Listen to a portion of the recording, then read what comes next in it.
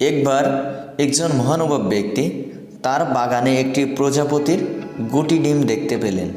তিনি দেখতে পেলেন প্রজাপতিটি নিজের গুটি থেকে বের হওয়ার জন্য অনেক চেষ্টা করছে, কিন্তু বের হতে পারছে না।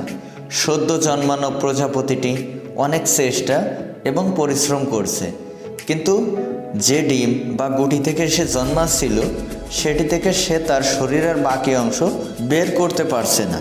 একটা অবস্থায় গিয়ে মনে হচ্ছে হয়তো প্রজাপতিটি আর বের হতেই পারবে না।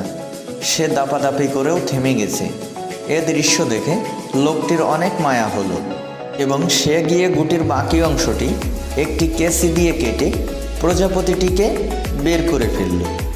কি মনে হচ্ছে লোকটি প্রজাপতিটির উপকার করেছে, তাই না? আসলে আপাত দৃষ্টিতে এটি উপকার মনে হলেও প্রজাপতিটির সবচেয়ে বড় ক্ষতিটি হয়েছে এই লোকের কারণে। প্রজাপতিটি গুটি থেকে বের হয়ে আসার জন্য যে চেষ্টাটি করছিল তাতে প্রজাপতিটির শরীর আগামী দিনের চ্যালেঞ্জ নেয়ার জন্য প্রস্তুত হচ্ছিল।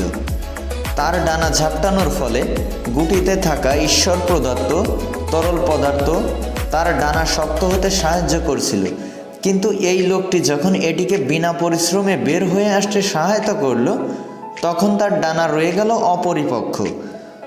প্রজাপতিটি এর বাকি জীবনে কখনো ঠিকমতো উল্টেই পারেনি, কারণ তার ডানা ওড়ার জন্য যথেষ্ট মজবুত ছিল না। আমরা এই গল্প থেকে কি শিখতে পারি? জীবনের প্রতিটি সমস্যা, প্রতিটি প্রতিবদ্ধকতা আমাদেরকে সামনের দিনগুলোর জন্য শক্তিশালী করে।